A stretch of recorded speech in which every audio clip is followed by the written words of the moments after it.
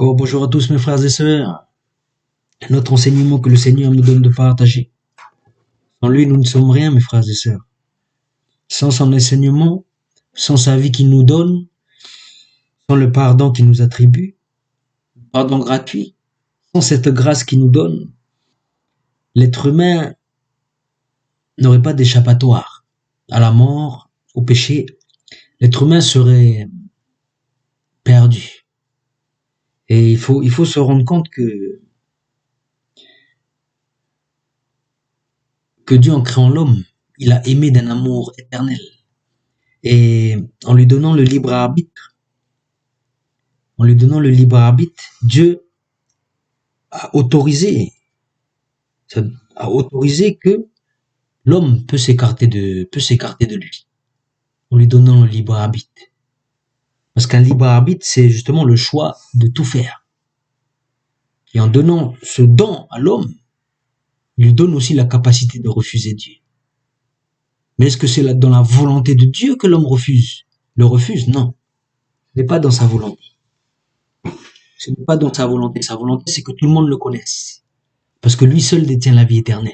Sa volonté, c'est que tous les hommes sur cette terre puissent hériter de la vie éternelle. C'est ça sa volonté.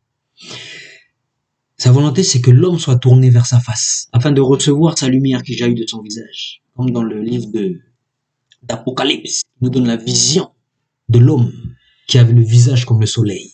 Le Seigneur veut faire resplendir son soleil sur nous. Et le Seigneur fait resplendir son soleil sur chaque homme. Sa face, sa bénédiction sur chaque homme. C'est pour ça que la parole dit, que c'est notre grand frère Paul qui nous dit que Dieu est tellement bon qu'il fait luire son soleil sur les justes et les bons. En d'autres termes, Dieu donne sa grâce à tous. Il la propose à tous. Il la met à disposition de tous. Mais vous savez très bien que dans le libre arbitre, l'homme, il peut ne pas choisir cette grâce. Mais ce n'est pas Dieu qui tourne sa face. Parce que Dieu, il donne sa face à tous. Mais c'est l'homme. Soit tu es en face à face avec Dieu et tu reçois, ou soit tu lui tournes le dos. Mais quand tu lui tournes le dos, mes frères et sœurs, quand tu lui tournes le dos, tu ne prends pas cette grâce. Et quand tu lui tournes le dos, tu tournes le dos à la vie éternelle. Donc dès lors que tu tournes le dos à Dieu, il y a la mort qui arrive. Parce que si Dieu détient la vie, mais qu'est-ce qu'il y a de l'autre côté? Si toi tu tournes le dos à Dieu, mais tu vas regarder quoi derrière? Tu vas regarder l'opposé de la vie, c'est-à-dire que tu vas regarder la mort. Donc le conseil que je nous donne, mes frères et sœurs, c'est de toujours orienter nos regards vers le Seigneur. Parce que lui seul détient la vie. Il ne va pas tourner. Le Seigneur nous présente son soleil, nous présente sa grâce, nous présente son amour à travers l'évangile. Mais à nous de le saisir, à nous de se tourner vers lui, dans notre libre arbitre qu'il nous donne. Il va nous inciter par des paroles, par des frères, par des sœurs, à se tourner vers lui. Mais tournons-nous vers lui, afin de recevoir la vie. Mes frères et sœurs, cet enseignement aujourd'hui, c'est pour parler de l'anatomie humaine. On va parler un peu de l'anatomie humaine. Parce que la parole de Paul, notre grand frère, dans l'Épître aux Romains, nous dit que dans la création elle-même, Dieu se donne à connaître. Dans la création elle-même, il y a des choses invisibles, des choses cachées, qui représentent la divinité, qui représentent la puissance de Dieu, qui sont cachées dans la nature. Et l'homme, Dieu il a donné cette capacité à l'homme, est en mesure de comprendre qu'un Dieu existe à travers la nature. L'homme est en capacité, avec la raison qu'il lui a donnée, que Dieu lui a donnée, de découvrir quels sont les mystères de Dieu, ou quelles sont la volonté de Dieu. À travers la nature, on peut voir tout ça, mes frères et sœurs. C'est pour ça que quand vous lisez la parole, vous allez voir, il y a beaucoup de comparaisons. L'homme, dans la parole, il est comparé à l'arbre. L'homme, dans la parole, il est comparé aussi au feu de paille. L'homme, dans la parole, il est comparé aussi à de l'herbe, ou à la fleur des champs. Dieu, dans la parole, est comparé au soleil, est comparé à l'aigle, comparé aussi à une poule. Quand le Seigneur dit combien de fois vous à Jérusalem, combien de fois j'ai essayé de vous réunir sous mes ailes. Bon, ça peut être la poule ou ça peut être l'aigle. Les nations sont comparées à la mer. Et à quoi d'autre? Oui, la nature elle-même. La montagne, comparé comme le sommet de la montagne, c'est comparé comme les cieux, le siège où Dieu trône. Il y a plein comme ça de petites comparaisons qui sont liées à la nature et qui nous permettent de mieux comprendre le Seigneur. La semence, quand tu sèmes quelque chose dans ton champ, c'est comparé à la parole de Dieu. Parce que la parole de Dieu est une semence dans les cœurs. Et à quoi d'autre? La pluie aussi, c'est comparé à une semence. Ça, on peut le voir aussi dans le livre d'Ésaïe. Il y a plein, plein, plein. Je ne vais pas énumérer tout. Il y a énormément de passages bibliques qui nous incitent. Ou encore, attendez, il y a encore ça, il y a les animaux. Les animaux sont comparés aussi au peuple, comparés au peuple, ou à l'homme. On parle du chien. La parole dit que le chien retourne à son vomi. Mais Dieu, à travers le chien, parce que quand on regarde le chien, effectivement, quand le chien il vomit, ben vous allez voir, le chien il va lécher le vomi. Ça, vous pouvez voir dans la nature, ça.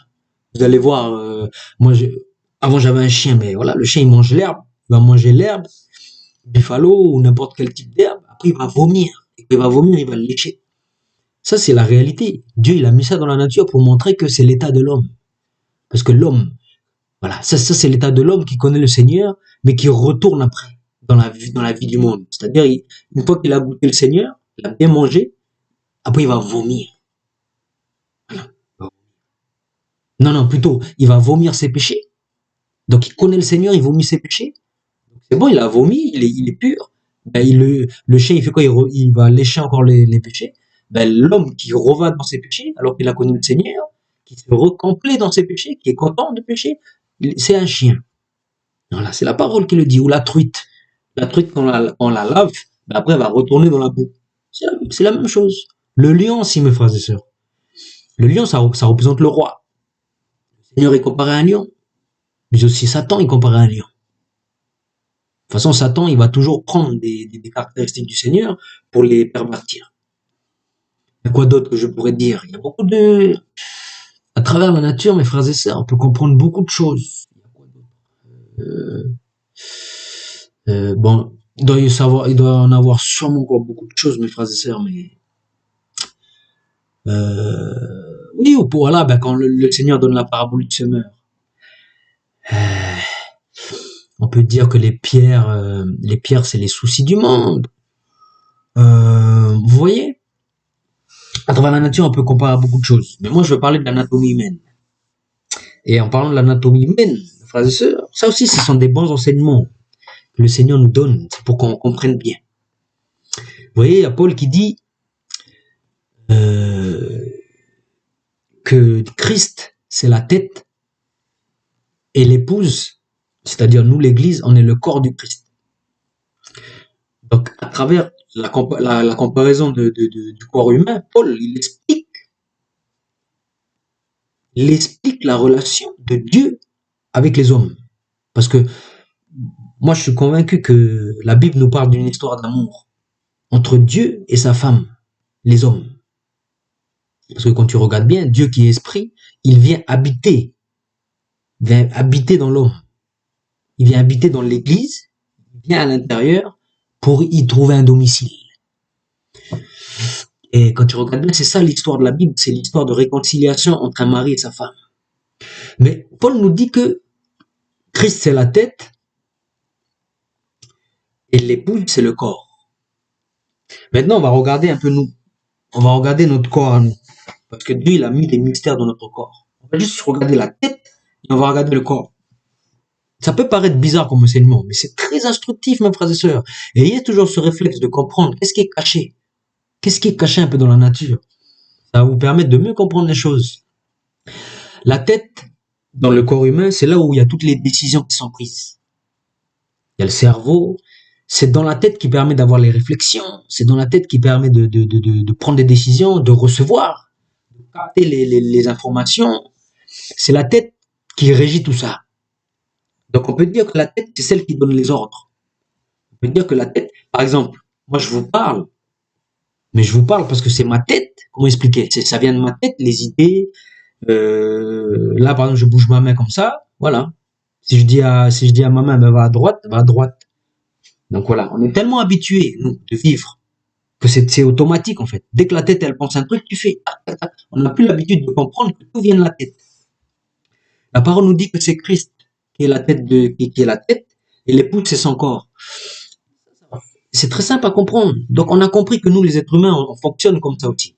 C'est la tête qui prend les décisions. C'est la tête qui fait bouger le corps. Avec le Christ, c'est la même chose. C'est pour ça que le Seigneur a dit, vous ne pouvez pas porter de fruits si vous n'êtes pas greffé si vous n'êtes pas sur le, comment on appelle, sur le cep.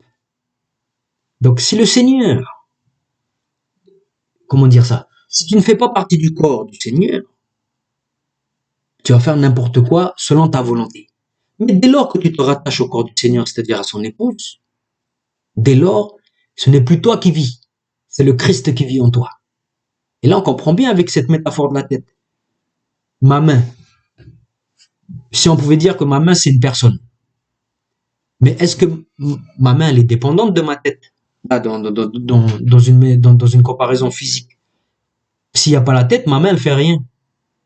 Donc, c'est par ma tête que ma main, elle vit, que ma main, elle bouge. Mais si tu fais partie du corps du Christ, c'est la même chose.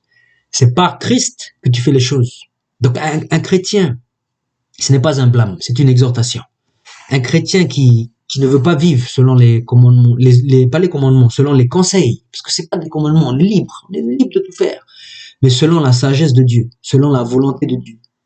L'apôtre Paul dit, tout m'est permis, mais tout n'est pas utile. En gros, le Seigneur nous laisse tout faire, mais il nous appelle à la sagesse et au discernement. Et c'est ça, recevoir l'ordre du Seigneur, c'est vivre dans sa sagesse, vivre dans son discernement, vivre dans son amour. Voilà. Tout comme ma main. Voilà quoi, je prends un couteau, ma main elle va pas se sauter sur le couteau, elle va pas aller tout seule sur le couteau pour se faire couper, non. C'est mon corps qui me dit, ma tête qui me dit, ne va pas sur le couteau. Voilà, du coup, ma main reste sur place. Parce que ma tête dit de pas faire. Avec le corps du Christ, c'est la même chose. Faut pas entreprendre des choses, il faut se laisser guider par le siège, c'est-à-dire le Christ, parce que le Christ nous dit à travers son Esprit Saint, tout va aller après. Donc voilà, ça c'est la métaphore de la tête et du corps. Maintenant, on va regarder un peu le corps. On va regarder un peu le corps. Si on regarde bien, dans la Bible, le Seigneur nous donne 10 paroles. Dans l'Ancien Testament, on appelle les 10 commandements. Mais en fait, c'est les 10 paroles. C'est pas des commandements, c'est des paroles. Les 10 paroles, les 10 conseils, les 10 promesses, on peut dire aussi. Parce que ce sont des promesses. Ça peut être vu comme des promesses. Tu ne tueras pas. On peut le comprendre comme un ordre. Mais dans ce cas-là, tu retombes encore sous la loi. Mais si tu comprends ça comme une promesse, Dieu il te dit, si tu me suis, tu ne tueras pas. En gros, c'est une promesse. Si tu me suis, si tu me fais confiance, tu n'auras pas d'autre Dieu. Si tu me fais confiance, tu ne vas pas faire l'adultère. Donc ça peut être vu comme une promesse. Et quand tu saisis ça, c'est magnifique, mes frères et sœurs. C'est magnifique. Bon, je parlais des 10 paroles. Les 10 paroles. C'est bien 10 le nombre, 10 paroles. Je vais vous poser une question. La main, elle est composée de combien de doigts? Voilà. Si on s'est pas fait d'accident, normalement, la main, c'est 5 doigts. 1, 2, 3, 4, 5. On a combien de mains? On a 2 mains. Ça fait combien de doigts? Ça fait 10 doigts. Il y en a qui vont dire, ah, mais là, c'est bon, tu exagères, là. Et je vous dis, j'exagère pas, mes frères et sœurs. Dans le corps humain, il y a beaucoup de mystères de Dieu. Donc, mes mains, il y a 10 doigts. Donc, symboliquement, il y a 10 paroles. Il y a 10 promesses au bout de mes doigts là. 10 promesses. Les doigts de pied. Il y a combien de doigts sur mon pied? Mon pied droit. Il y a 5 doigts de pied. Pied gauche, 5. Donc, ça fait combien de doigts de pied? 10. Donc, au bout de mes pieds, il y a les 10 promesses du Seigneur. Tu ne tueras pas, tu ne convoiteras pas, tu mourras que moi seul comme Dieu, etc., etc. Qu'est-ce que ça représente symboliquement? Symboliquement, ça veut dire, les mains, c'est quoi? Les mains, ça représente l'action de l'homme. Ce que l'homme façonne. Ce que l'homme entreprend, mais avec ses mains, c'est-à-dire ce qu'il fait. Donc, symboliquement, ça veut dire que tout ce que tu feras, et le Seigneur met ça au bout des doigts. Il a pas mis les doigts ici, il a pas mis les doigts, le Seigneur, il aurait pu mettre les doigts là, hein. Il aurait pu faire ce qu'il veut, le Seigneur. Il aurait pu mettre les doigts là sur le coude ou là sur les aisselles. Mais le Seigneur, il a mis les doigts au bout. Il a mis au bout des mains. Pourquoi il a mis au bout des mains? Pourquoi? C'est pour nous expliquer que tout ce que l'homme entreprendra, il aura tout but, toute finalité, au bout des doigts, la finalité de l'action de l'homme doit être régie ou aura pour finalité les 10 commandements de Dieu. Donc tout ce que l'homme fera sera en fonction de l'amour de Dieu. Il faut pas blasphémer le nom de Dieu, il faut respecter le Shabbat, il faut respecter les parents, il faut pas idolâtrer, il faut pas tuer, il faut pas faire l'adultère, il faut pas mentir, il faut pas convoiter, etc. Tout ça, c'est la finalité de ce que l'homme doit faire. C'est pour ça que le Seigneur nous a donné 5 doigts de la main. Les pieds, c'est la même chose. Les pieds, c'est quoi? C'est là où tu vas, c'est là où tu marches. On a dit que les mains, c'est ce que tu façonnes, c'est ce que tu fais avec tes mains, ce que tu produis. Les pieds, c'est là où tu vas aller. C'est comment tu vas marcher. Ben, le Seigneur, il a mis 10 doigts de pied. Ce qui veut dire, symboliquement, à travers le corps humain, que comment ça s'appelle, l'être humain, dans sa marche, il aura pour finalité, là où il ira, là, tous les projets qu'il aura comme vision, tout ce qu'il fera, se fera en fonction de ces 10 paroles-là. Vous voyez, mes frères et sœurs, c'est symbolique, mais ça peut être très puissant si tu saisis tout ça. Si tu saisis tout ça. Maintenant, on va me demander, ah oui, mais ça explique pas très bien, parce que pourquoi on n'a pas 10 doigts de la main? Pourquoi en fait on a deux mains? Pourquoi on n'a pas juste une grosse main avec 10 doigts et un gros pied avec 10 doigts? Vous savez, le Seigneur, il aurait pu nous créer comme ça. Il aurait pu faire beaucoup de choses. Mais il a choisi de nous faire comme ça. C'est-à-dire 2 mains, 2, et 2 pieds. 2 yeux, 2 narines, 2 oreilles, le chiffre 2. Et tout s'explique, mes frères et sœurs. Regardez. Le Seigneur, il m'a montré ça. Vous voyez comment expliquer? Il y a quelqu'un qui est venu voir le Seigneur dans l'évangile et qui a demandé au Seigneur quel est le plus grand des commandements. Quels sont les plus grands commandements, voilà, pour hériter la vie? Et le Seigneur, il va dire, le premier des plus grands commandements, c'est tu aimeras ton Dieu de tout ton cœur, de toute ton âme et de toute ta pensée. Et le deuxième plus grand commandement, c'est tu aimeras ton prochain comme toi-même. Bizarrement, le Seigneur n'a pas parlé des 10 commandements. Bizarrement, le Seigneur n'a pas cité les 10 pour dire, ok, ben si tu respectes ça, tu auras la vie éternelle. Il a juste dit, 2 commandements suffisent. L'amour, tu aimeras ton Dieu et tu aimeras ton prochain. Mais du coup, on a la réponse à notre question. Pourquoi Dieu, il a formé le corps humain avec 2 bras et 2 pieds, 2 jambes? Elle est là, la réponse. Il y a une partie. Parce que j'ai dit, les mains, c'est les actions de l'homme. Si tu réunis avec les 2 mains, tu fais tout en fonction des 10 paroles, alors dans ce cas-là, tu vas marcher, tu vas produire des choses conformes à la volonté de Dieu. Mais on peut dire pourquoi la main, elle est reliée à un bras ici, et pourquoi il n'y a que 5, et cette main et ces 5 doigts, ils sont reliés à un bras. Pourquoi il n'y a qu'un bras qui relie 5? En gros, le Seigneur a voulu nous expliquer à travers ce bras, mais aussi à travers ma jambe, il n'y a qu'un seul gros commandement ici qui cache 5 commandements, 5 paroles. Tout pareil pour la main droite. Il y a un gros commandement ici, ou une grosse promesse, une grosse parole qui soutient 5 promesses. Et vous voyez les 10 paroles, on peut les diviser en 2 catégories. La première partie, les 5 premiers commandements, c'est l'amour de Dieu. Il y aura que Dieu, tu ne feras pas d'idolâtrie, tu respecteras le jour du Shabbat, tu n'utiliseras pas le nom du Seigneur en vain, et tu respecteras ton père et ta mère. Ça, c'est un commandement lié à Dieu, parce que notre vrai père spirituel, c'est Dieu le Père. Notre vraie mère spirituelle, c'est la Jérusalem céleste, comme dans l'Apocalypse nous le dit bien, ou comme notre grand frère Paul nous le dit aussi. Donc vous voyez que les 5 premiers commandements, c'est l'amour de Dieu.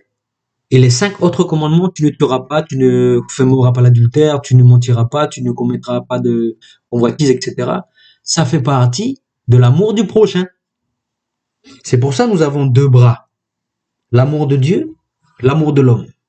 Et dans cet amour de Dieu, qu'est-ce qu'on doit faire? Ben, il suffit d'énumérer les 5 paroles liées à l'amour de Dieu. Et l'amour du prochain, comment faire pour aimer mon prochain? Respecte ou attache-toi aux 5 promesses de l'amour du prochain. Pour les pieds, c'est la même chose. Là où tu iras, fais en sorte d'aimer Dieu et fais en sorte d'aimer ton prochain.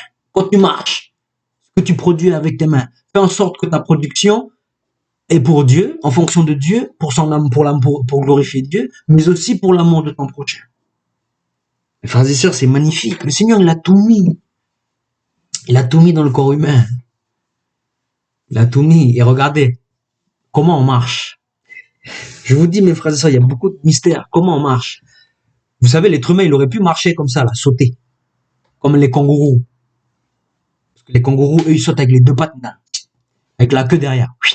Saute. Il aurait pu faire pareil, mettre une queue. Il aurait pu mettre une queue derrière là, le dos, et puis après on saute comme ça avec les 2 pattes. Ding, ding. Le Seigneur, il n'a pas créé l'homme comme ça, il a créé l'homme. L'homme, pour qu'il marche, il faut qu'il fasse un pas, un pas, un pas, un pas, un pas, un pas. L'homme, il bascule, il fait un pas, un pas, un pas. Vous voyez, là, je suis pas en train d'inventer, c'est ça la marche de l'homme. Qu'est-ce qu'il a voulu nous dire, le Seigneur? Il a voulu nous dire, le Seigneur, pour marcher, tu dois d'abord, c'est comme un, comment dire, c'est un chemin de bascule. La marche de tout chrétien, de tout homme de Dieu, c'est un chemin de bascule. Il va puiser dans l'amour de Dieu. Premier pas. Et comme il a puisé là, toute la force, comme on marche, vous voyez, vous mettez le pas à droite, après vous puisez la force pour mettre le pas à gauche. C'est la même chose. Tu aimes ton Dieu, tu te consacres à Dieu, tu lui fais ce que tu veux, tu fais des louanges, tu pries, en tout cas, sois sincère dans ta démarche avec le Seigneur, puise tout là, tout l'amour. Parce que quand tu aimes Dieu, lui, il te donne son amour. Une fois que tu as ça, tu peux aller dans l'autre pied, c'est-à-dire l'amour de l'homme. Tu peux aller dans l'autre pied. Et quand tu fais ça, tu marches droit, amour de Dieu. Tu aimes Dieu, ou plutôt tu reçois l'amour que Dieu te donne. Pas droit, pas gauche. Le gauche, c'est l'amour du prochain. L'amour que Dieu t'a donné, il n'est pas pour toi. Il est pour le prochain. Et là, tu marches. Une fois que tu as donné l'amour au prochain, que tu lui as donné tout ce que Dieu t'a donné, le pardon, la miséricorde, tu donnes ça à ton prochain, tu pardonnes, tu juges pas. Au bout d'un moment, tu pourras plus marcher comme ça, parce que tu as tout donné. Il faut faire quoi? Il faut aller vers Dieu. Pas de droite. Tu revends pas de droite. Pas de droite, tu repuises l'amour de Dieu. Après, pas de gauche. Tu donnes l'amour que Dieu t'a donné, tu donnes aux êtres humains. C'est comme ça que la marche, l'homme doit marcher. Droite, gauche, droite, gauche, droite, gauche. Puiser l'amour de Dieu, donner l'amour au prochain. Puiser l'amour de Dieu, donner l'amour de Dieu au prochain. Etc., etc. Dieu l'a tout mis dans l'homme. Il a tout mis dans l'homme. Ensuite, je vais finir sur ça. Là, on a parlé on a parlé du corps. Il y aurait tellement de choses à dire. Moi, j'ai pas encore saisi, hein. Pas encore saisi toutes les révélations. Mais la tête. C'est la même logique. On a 2 yeux, on a 2 narines, on a 2 oreilles. Le chiffre 2, on a compris c'est quoi? Le chiffre 2 représente les 2 promesses, les 2 commandements, les 2 paroles d'amour. L'amour du prochain et l'amour de Dieu. Ça, on a compris le chiffre 2. Donc, 2 yeux. Là où tu regarderas, les projets que tu formeras, il faut que ce soit en adéquation avec l'amour de Dieu et l'amour de l'homme. Là, c'est simple à comprendre ça. Tout ce que tu voudras, que tu entreprendras, là où tu regarderas, parce que les yeux, c'est là où tu regardes. Symboliquement, c'est-à-dire là, ce que tu cherches dans ta vie, en fait, là où tu regardes. Voilà, toi, tu as envie de devenir riche, du coup, tu vas regarder des travails, tu vas chercher du travail, tu vas voir, avoir une vision de ce que tu voudras par rapport à ce que tu as dans le cœur. Et si ton cœur, tu le mets dans ta tête, parce que la tête, on a dit, c'est le Christ. Si ton cœur, c'est Christ, tes yeux, qui seront en Christ, vont porter vers l'amour de Dieu, vers l'amour du prochain. Tes narines, c'est tout ce que tu respires. Respirer, on peut dire, c'est les sensations que tu as. Par exemple, on sent, on dit, ça sent bon. Ah, tu te sens bien. Ça pue, bah, tu te sens pas bien. Donc, les narines, c'est le sentiment que tu cherches. Voilà. Sentiment d'apaisement, sentiment de bagarre, sentiment il y a des gens qui aiment bien rester dans les disputes. Il y a des gens comme ça. Eux, ils aiment bien sentir ces trucs de rivalité. C'est le sentiment. Le Seigneur nous dit, il y a pour deux narines, pour bien sentir, il faut que tu sentes l'amour de Dieu. C'est pour ça, dans un des psaumes, c'est écrit, goûtez et sentez l'amour de Dieu. Et l'autre narine, ben, c'est l'amour du prochain.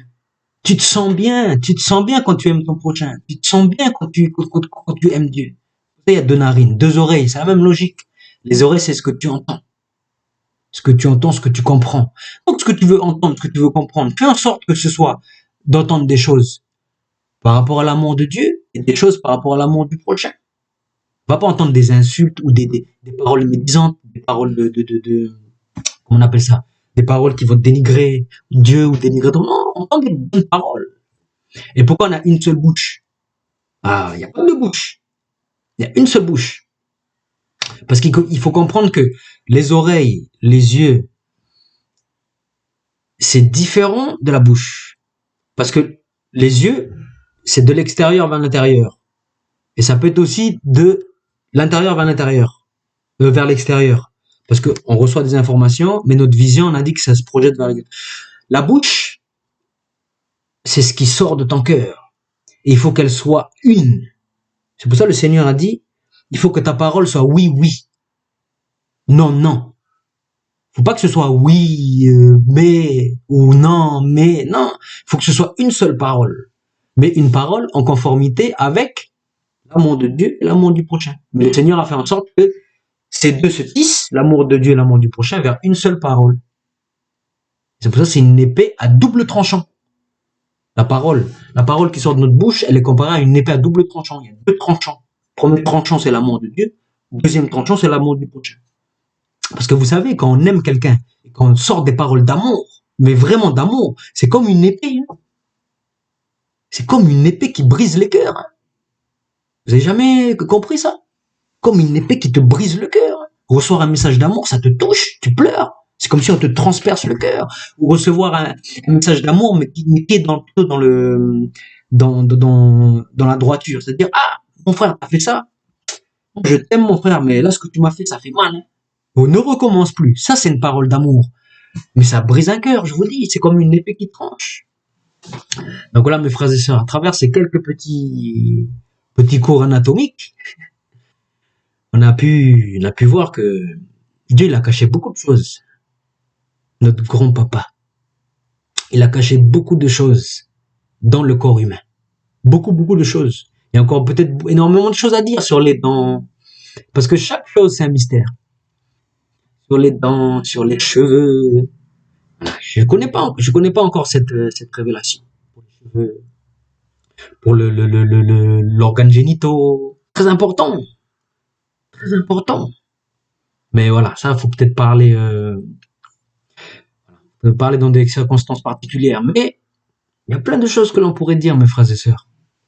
Donc, ouais, soyez grandement bénis, mes frères et sœurs.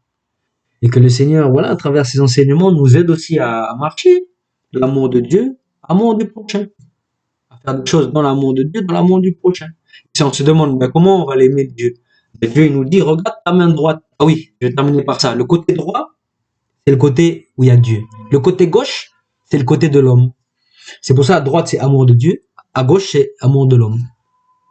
Voilà. Vous allez voir dans la parole, le côté droit, il est toujours lié à Dieu. Lisez un peu la parole, toujours lié à Dieu.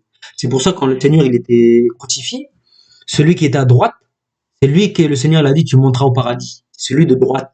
C'est-à-dire il est du côté droit, du côté de Dieu. Du côté de l'homme, c'est celui qui est à gauche. Donc voilà. À droite, l'amour de Dieu. À gauche, l'amour du prochain. Voilà. Moi, des fois, j'aime bien quand je marche dans la rue, ben, quand je marche, je dis dans ma tête, amour de Dieu, amour du prochain, amour de Dieu. Voilà. Ça paraît un peu bête, mais ça me permet de rester dans cet amour-là. Parce que le Seigneur a créé l'homme pour vivre dans l'amour, pas pour vivre dans l'égoïsme ou pour vivre dans le repli de soi-même. Voilà. Donc c'est pour nous inciter à l'amour. Parce que il y a les 10 paroles, mais il y a surtout 2 grands commandements qui structurent les 10 paroles.